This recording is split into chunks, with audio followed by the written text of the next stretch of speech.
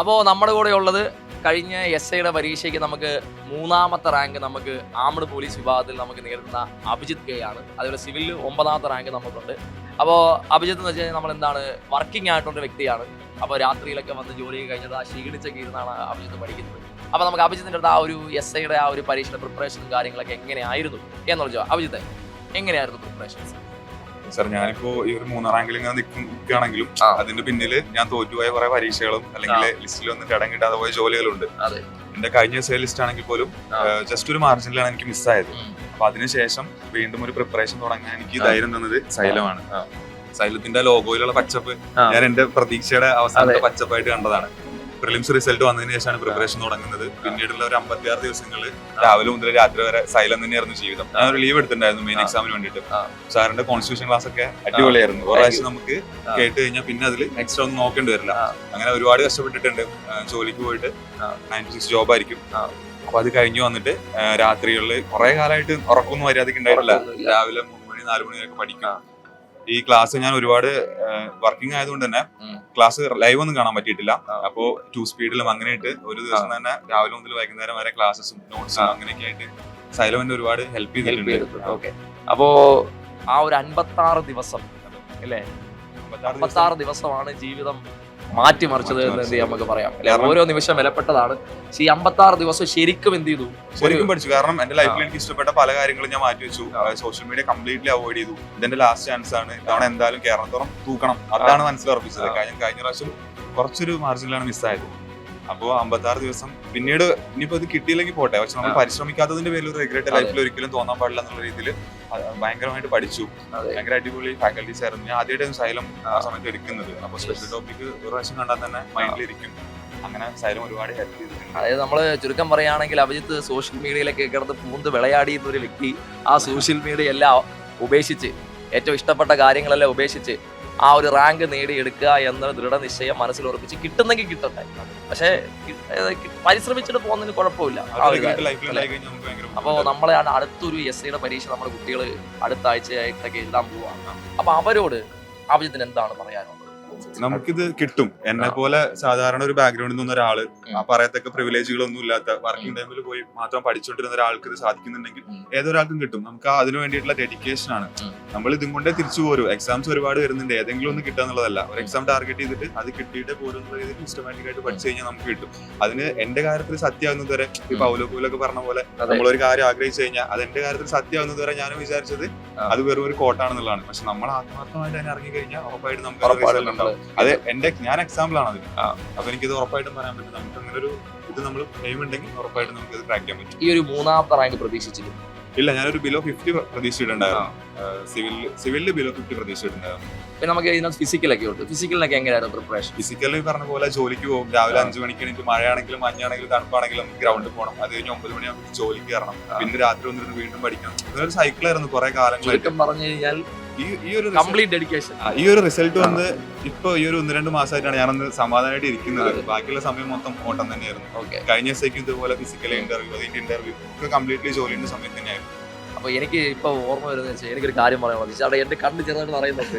അത് ഞാനൊക്കെ പ്രിപ്പറേഷൻ ഇരുന്ന സമയത്ത് ഏകദേശം അഭിജിത്തിന്റെ കൂട്ടുകാരനൊക്കെ ആയിരുന്നു ഞാനും പ്രിപ്പറേഷൻ കാര്യങ്ങളൊക്കെ ഉണ്ടായിരുന്നു. അപ്പൊ എനിക്കത് അഭിജിത്തിന്റെ ആ ഒരു ഫീൽ എനിക്ക് കൃത്യമായിട്ട് എനിക്ക് മനസ്സിലാക്കാൻ സാധിക്കുന്നുണ്ട്. അപ്പൊ എനിക്ക് ഒരു കാര്യം ചെയ്യാനുണ്ട്, ഞാനത് ചെയ്യും. ഞാൻ ചെയ്യാണ് അഭിജിത്ത് കേട്ടോ. ഞാൻ ചെയ്തത് എന്താന്ന് വെച്ച് കഴിഞ്ഞാൽ നമുക്ക് എപ്പോഴും നമുക്ക് ഇപ്പോഴാണെങ്കിലും കുട്ടികളുടെ അടുത്ത് എല്ലാവരും പറയുന്നതാണ്, നേരത്തെ ഞാൻ പറഞ്ഞത് ടൈം ഇല്ല എന്നുള്ളത്. അപ്പോഴെല്ലാം ഞാൻ കുട്ടികൾ പറഞ്ഞു, ഞാൻ പറയുന്നൊരു കാര്യം ഞാൻ എൻ്റെ ഇത് വെച്ചാണ് പറയുന്നത്. ഞാനൊക്കെ രാത്രി ഉറങ്ങുന്നത് 3 മണിക്ക് 4 മണിക്കൊക്കെയാണ് ഉറങ്ങുന്നത്. വീട്ടിൽ ചെല്ലണം, പിന്നെ അവിടുത്തെ കാര്യങ്ങൾ നോക്കണം, നമ്മുടെ പ്രിപ്പറേഷൻസ് ചെയ്യണം, പിന്നെ അവരുടെ ക്ലാസ്സിനുള്ള പ്രിപ്പറേഷൻ ചെയ്യണം. അപ്പോൾ നമ്മൾ ടൈം കണ്ടെത്തുന്നു അല്ലേ? ഒരു 3-4 മണിക്കൂറൊക്കെ ഒരു ദിവസം നമുക്ക് ഉറങ്ങാൻ കിട്ടുന്നു. ഇവിടെ നമ്മുടെ കൂട്ടത്തിൽ ഇപ്പോൾ വർക്കിംഗ് ആയിട്ടുള്ള ഒരാൾ അദ്ദേഹത്തിന്റെ എക്സ്പീരിയൻസ് പറഞ്ഞിരിക്കുകയാണ്.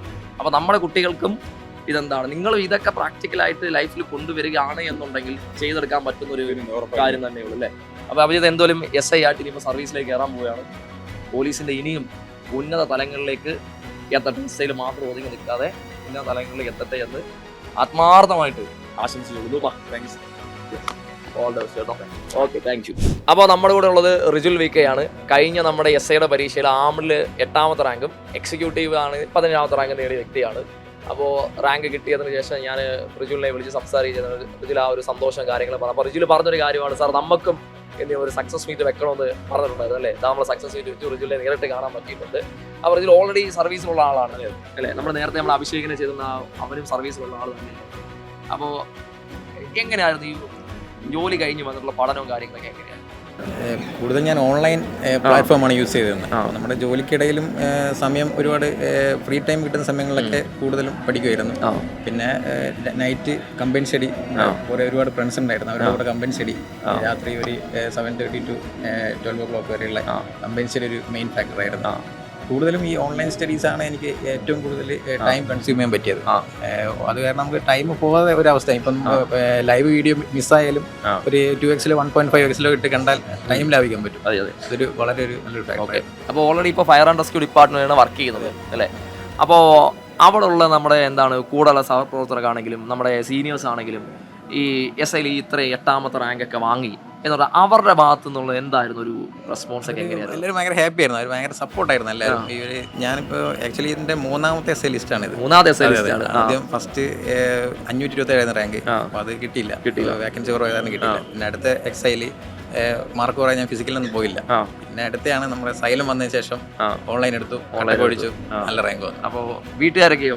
വീട്ടുകാർക്ക് നല്ല സപ്പോർട്ടായിരുന്നു. വീട്ടുകാർ അച്ഛനും അമ്മ നല്ല സപ്പോർട്ടായിരുന്നു. എപ്പോഴും പഠിക്കാൻ വേണ്ടി നല്ലൊരു മോട്ടിവേഷൻ ആയിരുന്നു. മാരീഡ് ആണോ? അതെ, മാരീഡ് ആണ്. അപ്പോൾ വൈഫിന്റെ ഭാഗത്തുനിന്നുള്ള വൈഫ് LD ക്ലർക്കായിട്ട് സർവീസിലുള്ള ആളാണ്, വഞ്ചൂർ കോർട്ടിൽ വർക്ക് ചെയ്യുന്നതാണ്. പുള്ളിക്കാരും നല്ല സപ്പോർട്ടായിരുന്നു. പിന്നെ ഒരു മോളുണ്ട്, എല്ലാവരും നല്ല സപ്പോർട്ടായിരുന്നു. അപ്പോൾ നമുക്ക് 45 മാർക്കാണ് സ്പെഷ്യൽ ടോപ്പിക് ഉള്ളത്. ആ സ്പെഷ്യൽ ടോപ്പിക്ക് നല്ലതുപോലെ പഠിച്ചിരുന്നു, അതോ അതെനിക്ക് വേണ്ട ജസ്റ്റ് നോക്കിപ്പോയാൽ മതി, അങ്ങനെ എന്തെങ്കിലുമൊക്കെ? ഇല്ല, സ്പെഷ്യൽ ടോപ്പിക് എനിക്ക് ഏറ്റവും കൂടുതൽ നല്ല ഇതായത് ആനന്ദ് സാറിന്റെ ക്ലാസ് തന്നെ. കോൺഫ്യൂഷൻ നല്ല രീതിയിൽ ബെനിഫിറ്റ് ആയിരുന്നു. ആക്ച്വലി നമ്മൾ പഴയ രീതി പഠിച്ചു വന്ന ആൾക്കാരായിരുന്നു. അത് ഞാൻ 2020 സർവീസ് കയറിയ വ്യക്തിയാണ്. അപ്പോൾ പഴയ ഒരു പാറ്റേണിൽ വന്ന ഒരാളാണ്. അപ്പോൾ ഇതിൽ ഈ പാറ്റേൺ ചേഞ്ച് ആയപ്പോൾ കുറച്ചൊരു ബുദ്ധിമുട്ടുണ്ടായിരുന്നു. പക്ഷേ ഈ സൈലത്തിന്റെ ഓൺലൈൻ കോഴ്സുകൾ നല്ല രീതിയിൽ ഇപ്പോൾ മെയിൻലി കോൺസ്റ്റിറ്റ്യൂഷൻ സാറിന്റെ കോൺസ്റ്റിറ്റ്യൂഷൻ നല്ല UPS ലെവൽ ക്ലാസ് ആയിരുന്നു. പിന്നെ എബിൻ സാറിന്റെ IT നല്ലൊരു, അല്ലാൽ സാറിന്റെ നമ്മുടെ CRPC നല്ല രീതിയിൽ സപ്പോർട്ട് ഉണ്ടായിരുന്നു. അല്ലാൽ സാറിനെ ഞാനത് പറഞ്ഞായിരുന്നു, ഞാൻ റിജുലിനെ വിളിച്ചിട്ടുണ്ടായിരുന്നു എന്നൊക്കെ പറഞ്ഞായിരുന്നു. സാറ് സർവീസിൽ ഇപ്പോൾ ആയിട്ട് കയറി. അപ്പോൾ സാറ് പറഞ്ഞായിരുന്നു നമ്മുടെ ഫസ്റ്റ് റാങ്ക് വാങ്ങിയ പുള്ളി നേരത്തെ അറിയാമെന്ന് പറഞ്ഞായിരുന്നു അല്ലേ? അപ്പോൾ സാറിനും നമുക്ക് ഇത്ര റാങ്ക് കിട്ടുന്നത് സാറിന് ഭയങ്കര സന്തോഷമൊക്കെ ആയിരുന്നു.